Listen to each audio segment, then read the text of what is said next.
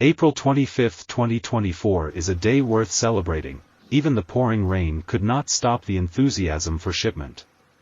The 20T direct cooling block ice machine was officially loaded and ready to go to Oman, which represented the official launch of the first direct cooling block ice machine in Oman.